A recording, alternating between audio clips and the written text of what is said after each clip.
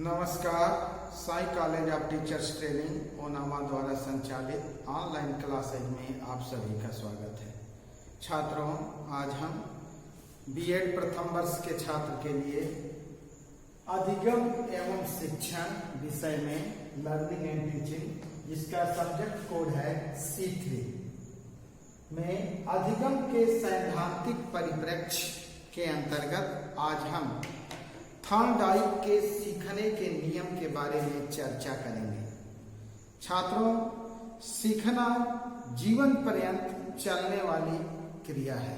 इसको आप भली भांति जानते हैं और पिछले वीडियो में हमने अधिगम के बारे पर वीडियो भी बनाए हैं, आप समझ रहे होंगे। सीखना जीवन पर्यंत चलने वाली प्रक्रिया है। व्यवहार में कोई भी अपेक्षाकृत स्थायी परिवर्तन अधिगम है। स्थायी परिवर्तन, व्यवहार में स्थायी परिवर्तन क्या है? अधिगम है। यह पहले सीखी गई क्रिया या अनुभव का परिणाम है। सीखने के नियम तथा सिद्धांतों की रचना विद्वानों ने की है, जिसमें हम देखेंगे सीखने के नियम का महत्व क्या है। नियम प्रकृति के अटल विधान है। नियम प्रकृति के अटल विधान है। पशु पक्षी पौधे पुरुष सभी प्रकृति के नियमों के अनुसार जीवन व्यतीत करते हैं। चाहे कोई भी, सभी जीव जंतु प्रकृति के नियमों के अनुसार ही अपना जीवन यापन करते हैं। इसी प्रकार सीखने के भी कुछ नियम होते हैं। शिक्षा ग्रहण करने के भी कुछ नियम होते हैं। सीखने की प्रक्रिया इन्हीं नियमों के अनुसार चलती है। कुछ लेखकों ने इन नियमों को प्रिंसिपल्स का, सिद्धांत का। जब भी हम कुछ सीखते हैं तो हम इनमें से कुछ नियमों को अनिवार्य रूप से अनुसरण करते हैं। जब हम कुछ सीखते हैं तो सीखने के लिए कुछ नियम हमको अनुसरण करना पड़ता है। तो इनके महत्व का उल्लेख करते हुए रायबर्न ने कहा है,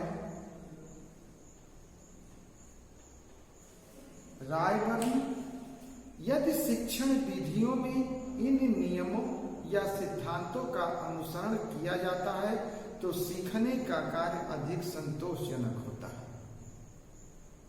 नियमों एवं सिद्धांतों की बात उन्होंने कही है कि यदि शिक्षण विधियों में हम इसका पालन करते हैं, नियमों एवं सिद्धांतों का अनुसरण करते हैं, तो सीखने का कार्य अधिक संतोषजनक होता है। तो कहने का मतलब यह है कि नियम जो है पालन करना अति आवश्यक है। अगर साधारणतया अगर हम नियम पर ध्यान देते हैं तो नियम जो है प्रकृति का अटल विधान है। पशु पक्षी पेड़ पौधे प्रकृति के सभी नियमों का पालन करते हैं, जितने जीव जंतु हैं। इसी प्रकार सीखने के लिए भी, शिक्षा ग्रहण करने के लिए भी हमें कुछ नियमों का पालन करना पड़ता है। ठीक है, जो कि शिक्षण विधियों को इन नियमों एवं सिद्धांतों का अनुसरण किया जाता है शिक्षण विधियों में, तो सीखने का कार्य अधिक संतोषजनक हो जाता है। तो आइए देखते हैं थॉर्नडाइक के सीखने का नियम। ठीक है छात्रों, थॉर्नडाइक एक अमेरिका के मनोवैज्ञानिक हैं और इन्होंने पशुओं पर परीक्षण करके सीखने के नियमों की खोज में लगे हुए हैं। इन्होंने सीखने के जो नियम दिए हैं उनमें सबसे अधिक मान्यता है E.L. थॉर्नडाइक के नियमों को दी जाती है। ठीक है, बहुत से मनोवैज्ञानिक सीखने के नियम में अपने अपने मत दिए हैं, लेकिन थॉर्नडाइक का जो सीखने का नियम है अधिक प्रभावशाली है। तो इन्होंने 3 मुख्य नियम दिए हैं और 5 गौड़ नियम दिए हैं। तो हम इस वीडियो में 3 मुख्य नियम की चर्चा करेंगे। छात्रों, पहला नियम है, मुख्य नियम जो है, मुख्य नियम में पहला है तत्परता का नियम।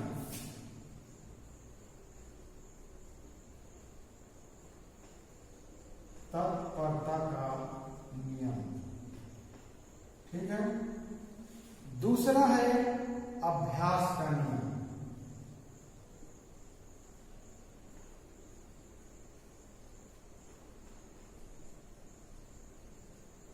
और तीसरा है प्रभाव का नियम।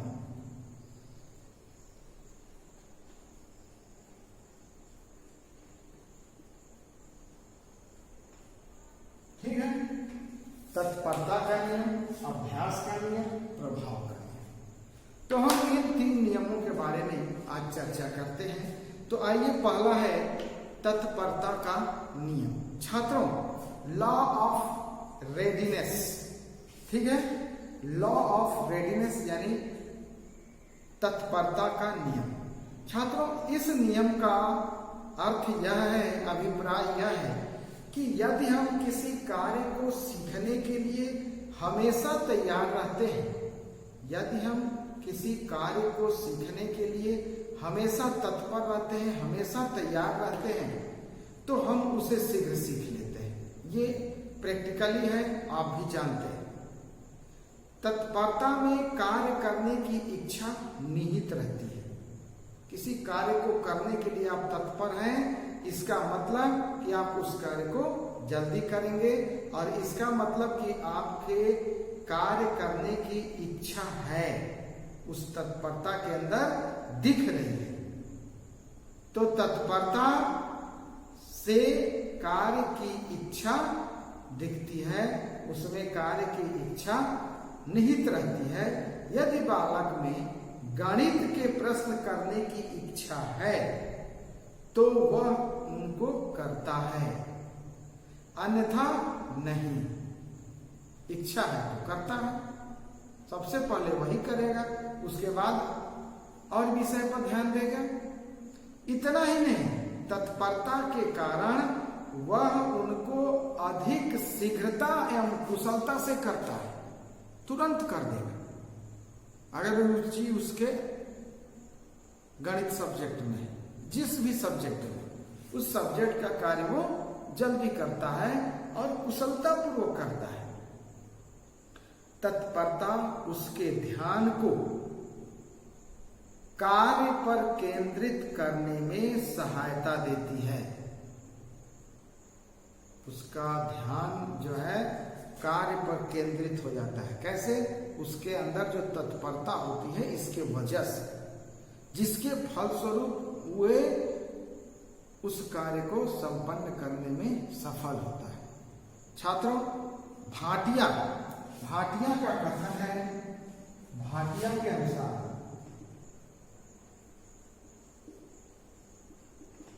भाटिया ने बताया कि तत्परता या किसी कार्य के लिए तैयार होना, किसी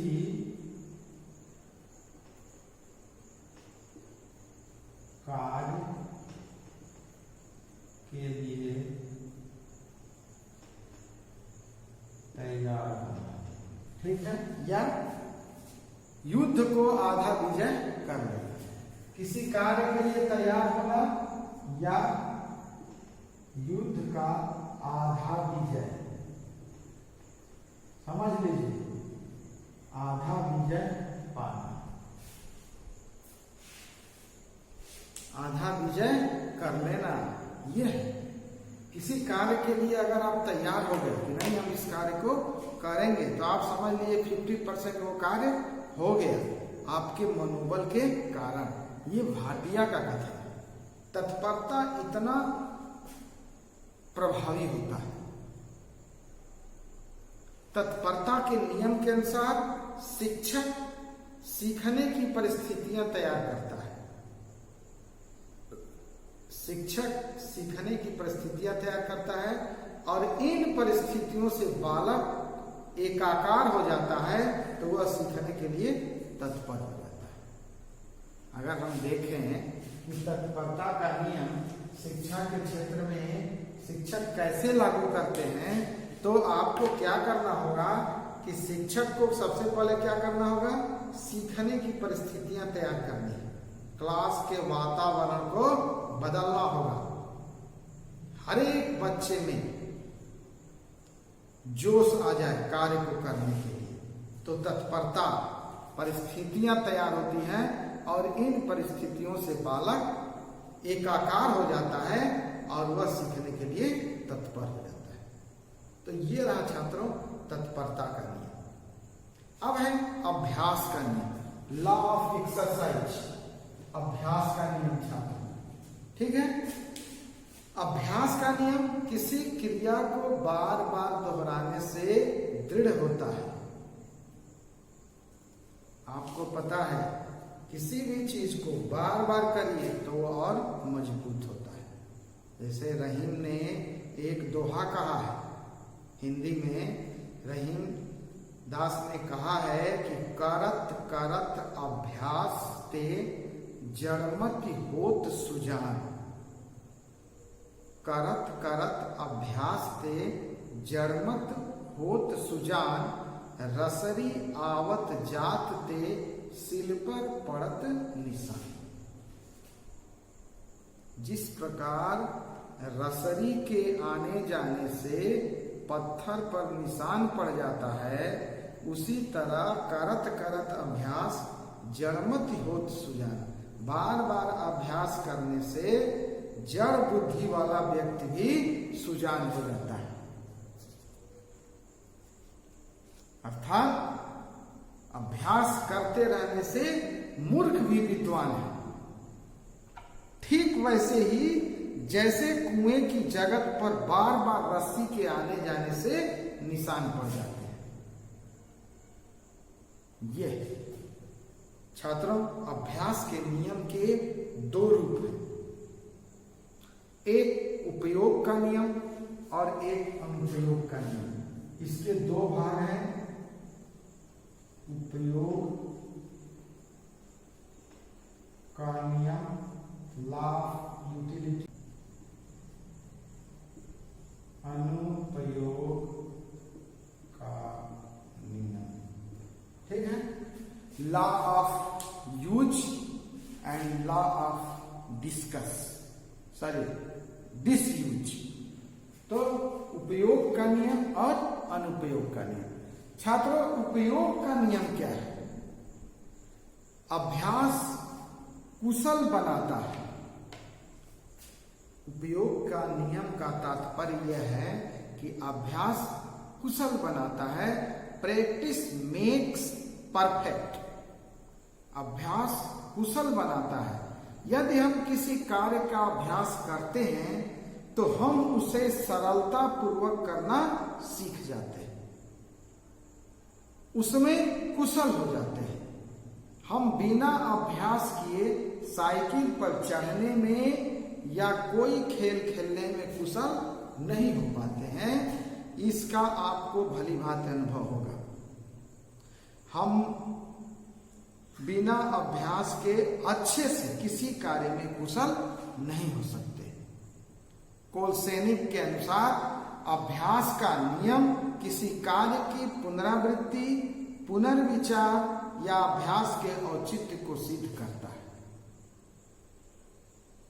ठीक है, और दूसरा है अनुप्रयोग का नियम, लॉ ऑफ डिसयूज।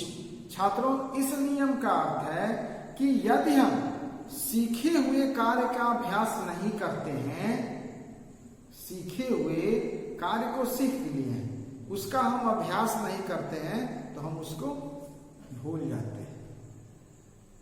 अभ्यास के माध्यम से ही हम उसे स्मरण कर सकते हैं। अभ्यास के माध्यम से हम उसे याद रख सकते हैं। डगलस ने बताया है कि जो कार्य बहुत समय तक किया या दोहराया नहीं, जो कार्य बहुत समय तक दोहराया नहीं जाता है वह भूल जाता है। इसी को अनअभ्यास का नियम कहते हैं। अनुपयोग का नियम या अनअभ्यास का नियम, यानी कि किसी भी हम कार्य को करें तो उसको बार बार रिवीजन करें, दोहराएं, नहीं तो हम भूल जाते हैं। ठीक है, तो ये रहा अनुपयोग का नियम। अब छात्रों हम देखेंगे प्रभाव का नियम। प्रभाव का नियम क्या है?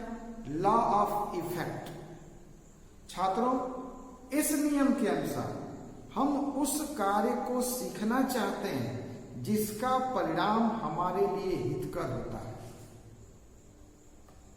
ठीक है, प्रभाव के नियम के द्वारा हम देखते हैं कि हम उस कार्य को सीखना चाहते हैं जिसका परिणाम हमारे लिए हितकर होता है या जिसमें हम सुख एवं संतोष हमें मिलता है। यदि हमको किसी कार्य को करने या सीखने में कष्ट होता है तो हम उसको करते या सीखते नहीं हैं। ये सबकी आदत, मैक्सिमम लोगों की आदत होती है। जिस कार्य को करने में मन नहीं लगता उस कार्य को बच्चा करना नहीं चाहता है और उस कार्य में वो हमेशा पीछे रहता है। तो छात्रों, हम उस कार्य को सीखना चाहते हैं जिसका परिणाम हमारे लिए हितकर होता है, जिसमें हमें सुख संतोष मिलता है। यदि हमको किसी कार्य को करने या सीखने में कष्ट होता है तो हम उसको करते या सीखते नहीं हैं।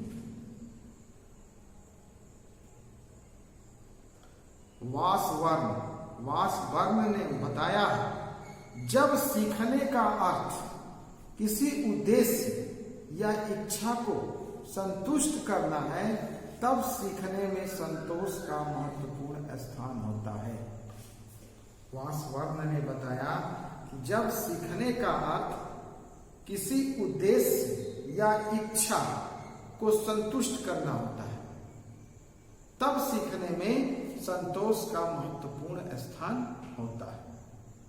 छात्रों, प्रभाव के नियम को संतोष या असंतोष का नियम भी कहा जाता है। विद्यालयों में पुरस्कार तथा दंड अपनाकर सीखने की क्रिया को प्रभावशाली बनाया जाता है। तो जो विद्यालय में पुरस्कार दिया जाता है, ठीक, दंड दिया जाता है, इससे बच्चे पर प्रभाव पड़ता है। तो विद्यालय में पुरस्कार तथा दंड की क्रिया को अपनाकर सीखने की क्रिया को प्रभावशाली बनाते हैं। तो छात्रों, ये रहा थॉर्नडाइक के सीखने के नियम। ये मुख्य नियम है। ठीक है, पहला तत्परता का नियम, दूसरा अभ्यास का नियम, तीसरा प्रभाव का नियम। अभ्यास के नियम के दो भाग बनाए गए हैं, उपयोग का नियम, अनुपयोग का नियम और प्रभाव के नियम लास्ट। ठीक है, तो हम ये रहा मुख्य नियम थॉर्नडाइक के। तो छात्रों, थॉर्नडाइक के सीखने के मुख्य 3 नियम आप लोगों ने देखा और समझा, और इसके गौड़ नियम के बारे में हम अगले वीडियो में बताएंगे। तो आज का वीडियो हम यहीं समाप्त करते हैं। धन्यवाद।